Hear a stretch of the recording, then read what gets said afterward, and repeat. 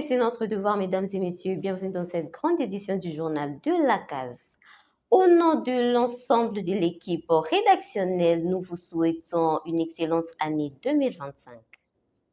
Dans le cadre de la santé universelle pour tous, tel que prôné par le président de la République Félix-Antoine Tshisekedi, l'ONG La Case des femmes et des enfants vulnérables vient de rendre effective la mutuelle santé de la case à la clinique Bondeko. Cette initiative de Madame Joséphine Boloko vise à favoriser les personnes à faible revenu d'avoir accès à des soins de santé de qualité dans les meilleurs établissements sanitaires de la capitale, comme c'est déjà le cas de la clinique Ngalema. Plus de détails. C'est un pari gagné pour le membre de la mutualité de santé de l'ONG La Case des femmes et enfants vulnérables, CFEV en sigle. Après la clinique Ngaliema, un contrat de partenariat venait d'être signé ce 7 janvier 2025 à Kinshasa entre la clinique Bondeko et l'ONG La Case, respectivement représentées par le médecin directeur Lazare Boutouena et la présidente Joséphine Boloko Ndunda. Cette première action que vient de poser Madame Joséphine Boloko depuis son arrivée à Kinshasa en provenance de Paris le 1er janvier dernier s'inscrit dans le cadre de la poursuite de la matérialisation de l'accessibilité de femmes et enfants vulnérables aux soins de santé de bonne qualité. Auprès de cette institution sanitaire moderne, sise non loin de la place commerciale de la 7e rue Lumété résidentielle. Rappelons que cet accord de partenariat va également profiter aux partenaires membres de l'ONG La Case. La cérémonie de signature qui marque une nouvelle ère entre l'ONG La Case des femmes et enfants vulnérables et la clinique Bondeko s'est déroulée dans le cabinet de travail de l'administrateur gestionnaire en la personne de M. Lazare Boutouena, médecin directeur de la clinique Bondeko. Cette bonne nouvelle donne naissance à l'effectivité de la mutuelle de santé dénommée Mutuelle La Case. Pour plus d'informations, appelez au 081 38 97 653. Au besoin, téléchargez l'application ONG CFEV sur Play Store ou visitez directement le site internet www.cfev.org pour avoir sa carte de mutuelle de santé, La Case.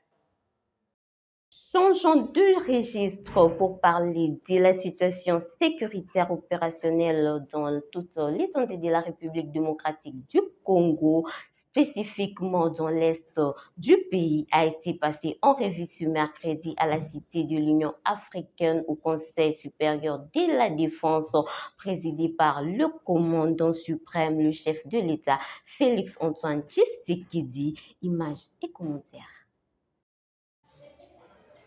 Le chef de l'État, Félix Tshisekedi, a, à sa qualité de commandant suprême des forces armées de la République démocratique du Congo et de la police nationale congolaise, présidé une réunion du Conseil supérieur de la défense élargie, où la situation sécuritaire spécifiquement de l'Est du pays a été passée en revue. Cette réunion stratégique qui a connu la participation de la Première ministre, des officiers supérieurs, des responsables de principales branches de l'armée, de la PNC ainsi que des services de sécurité était la première, avec le nouveau chef d'état-major général Gilles Banza Mwilamwe, qui a profité de l'occasion pour donner le grand axe de sa vision concernant notamment la montée en puissance de nos forces armées. Au-delà de la question sécuritaire opérationnelle qui a été abordée, les aspects diplomatiques et judiciaires ont été également abordés au cours de ces conseils de défense tenus à la Cité de l'Union africaine ce mercredi, indiquent les porte-parole du gouvernement. Une réunion du Conseil supérieur de la défense élargie où nous avons essentiellement passé en revue la situation opérationnelle dans toute la République démocratique du Congo, mais spécifiquement dans l'Est de la République démocratique du Congo. Cette réunion du Conseil supérieur de la défense était la première avec le nouveau chef d'état-major général qui a eu à la suite du vice-premier ministre, ministre de la Défense, donné les grands axes de sa vision sur ce qui concerne notamment la montée en puissance de forces armées de la République démocratique du Congo, mais la réponse militaire que nous apportons face à la guerre d'agression qui nous est menée par les Rwandais et ses supplétifs terroristes du M23. Comme vous l'avez suivi à travers les médias ce matin, dans le rapport qui a été fait par le chef d'état-major général, nos troupes ont repris l'initiative et nous ne voulons pas aller dans des annonces, mais vous allez voir que dans les jours qui viennent, la montée en puissance de forces armées de la République démocratique du Congo va se poursuivre et les pans du territoire qui sont occupés par les forces d'agression seront toutes récupérées une par une. Nous aurons régulièrement l'occasion de vous faire le point de ces progrès. Au-delà de la question opérationnelle qui a été abordée dans toute sa dimension, nous avons aussi abordé les aspects diplomatiques de ces questions où vous avez noté avec nous l'isolation de plus en plus constatée du Rwanda qui montre que ce n'est pas le pays qui veut la paix dans l'Est de la République démocratique du Congo. Et de ce point de vue, la ministre d'État, ministre des Affaires étrangères, a reçu des orientations précises sur ce qui doit être fait à ces niveaux. Dans le même esprit, les aspects judiciaires doivent se poursuivre parce que nous notons, au vu de l'évolution de la situation, des comportements, des attitudes, au de mots qui sont suspects, qui ne sont pas de nature à renforcer l'unité nationale ou l'union derrière nos forces armées de la République démocratique du Congo pour mettre fin à cette situation d'agression. Les ministres de la Justice, mais aussi le directeur général de forces armées de la République démocratique du Congo, qui participaient à la réunion, vont tous prendre des dispositions à leur niveau pour s'assurer que tout comportement à caractère subversif qui ne rentre pas dans l'objectif premier, qui est celle de la reprise de l'intégrité territoriale de d'autres pays, c'est des comportements qui pourront être sanctionnés. Notez que chaque responsable a reçu des orientations précises du chef de l'État Félix Antoine Tshisekedi Tshilombo sur ce qui doit être fait à chaque niveau.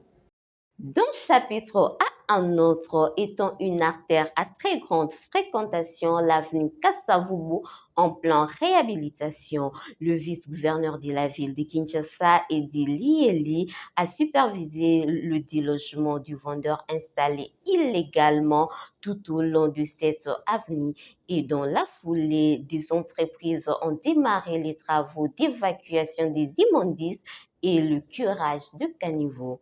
Plus de détails dans cet élément. Le vice-gouverneur Edi Yeli était sur le terrain ce mercredi 8 janvier 2025 pour superviser la première phase des travaux de réhabilitation de l'avenue Kassavubu, à savoir les délogements des vendeurs qui occupent illégalement la prise publique, bloquant ainsi les voies de circulation pour le véhicule et le piéton, le curage des caniveaux et l'enlèvement des immondices.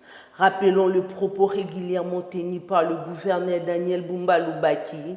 Le vice-gouverneur a réaffirmé l'engagement et la détermination de l'exécutif provincial de rendre à nouveau Kinshasa une ville salubre, moderne et sécurisée. Ayant une longueur de 15 km, l'avenue Kassavubu fait partie des artères à très grande fréquentation, car elle dessert 7 communes sur les 24 de la ville capitale, à savoir Bandalungwa, Ngiringiri, Kalamu, Kassavubu, Kinshasa, Lingwala et Gombe. Il faut noter que le chef de l'exécutif provincial reste déterminé à rendre praticables les artères de la ville de Kinshasa pour faciliter les trafics.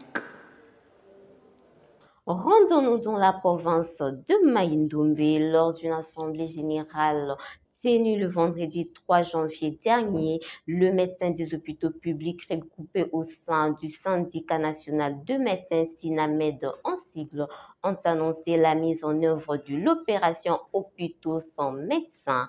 Cette décision est largement suivie. Le médecin a suspendu les activités dès l'entrée en vigueur du mot d'ordre. Ils exigent le paiement de 3 mois d'arriérés de salaire. Suivez.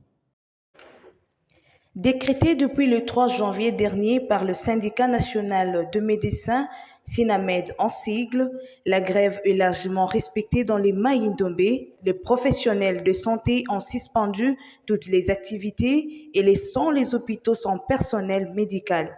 Dès l'entrée en vigueur du mot d'ordre donné par cette structure, pour le médecin de cette province, les revendications sont particulières. Aucun praticien de santé des Maïndombe n'a été aligné à la prime de risque pour le dernier trimestre 2024. contrairement aux autres provinces du pays. Ils qualifient cette situation de discrimination et sont déterminés à faire entendre leur voix. Dans cette province, les médecins ont intensifié leurs mouvements. Un service minimum est organisé exclusivement aux urgences. Le secrétaire exécutif provincial du SINAMED, le Dr Moussa Kapondé, a exprimé la détermination du syndicat de cette partie du pays à ne pas baisser les bras jusqu'au respect des obligations du gouvernement. Rappelons que le service minimum organisé concerne le cas d'urgence dans les pavillons de médecine interne, de chirurgie et de pédiatrie, tandis que le soin de routine reste suspendu. Culture à présent. L'on devient pasteur que si l'on a reçu l'appel de Dieu, car tout le monde n'est pas appelé à être pasteur. Tel a été le message de l'artiste gospel José Nzita lors d'une intervention médiatique sur une tendance préoccupante parmi les jeunes musiciens congolais. Plus de détails dans cet élément. Avec ses 32 ans de carrière dans la musique gospel, José Nzita interpelle le jeune musicien congolais en ces termes que le ministère pastoral ne doit pas être une décision personnelle, mais une réponse à l'appel divin. Pour lui, assumer le rôle pastoral nécessite une préparation spirituelle et une maturité profonde. Signalant que ces messages d'expérience et de sagesse interviennent alors que de plus en plus de jeunes musiciens gospel se précipitent à devenir pasteurs, souvent sans discernement ni préparation adéquate. Il s'y est de retenir que José Nzita invite ces derniers à rester fidèles à leur ministère musical tout en laissant Dieu guider leur chemin. Sport à présent, avec 2 points en quart de finale, le tout-puissant Mazembe joue le tout pour le tout ce vendredi du janvier 2025 au stade du 5 juillet 1962 dans la capitale algérienne à 20h. Il sera reçu par le MC Alger dans le cadre de l'avant-dernière journée du groupe A. Cette 5e journée est très déterminante pour la survie du noir et blanc dans cette compétition. Plus de détails dans cet élément. Dans le cadre de la 5e journée pour la qualification au quart de finale de la Ligue des champions africaine, le tout-puissant Mazembe Gleber sera reçu au stade du 5 juillet 1962 à 20h par les Mouloudia Club d'Alger, 2e du groupe avec 5 points. Les Noirs et Blancs jouent l'infime chance de redresser la barre pour se positionner avant le dernier match de tous les enjeux. Rappelons que dernier du groupe avec 2 points, les Corbeaux ont la chance de se repositionner en cas d'une victoire. Une confrontation décisive ce vendredi à Alger pour les 2 équipes. D'une part, une chance à jouer à fond pour le poulain de Lamine Ndiaye qui veut s'en saisir utilement pour laver l'affront d'une campagne 2024-2025 des Ligues des Champions à mettre vite dans les oubliettes.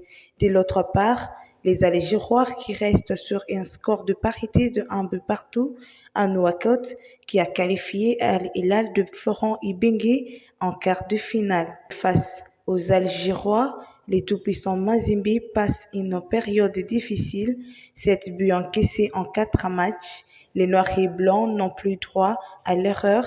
Ils doivent impérativement emporter ces 2 rencontres restantes. Rendez-vous ce soir à 20h pour le coup d'envoi donné par l'arbitre sud-africain Tom Abongele. Les opportunités apparaissent le plus souvent sous la forme de la malchance ou de l'échec. C'est sur cette pensée du jour que nous bouclons cette fin d'édition du journal de la case. Mesdames et messieurs, ce journal est terminé.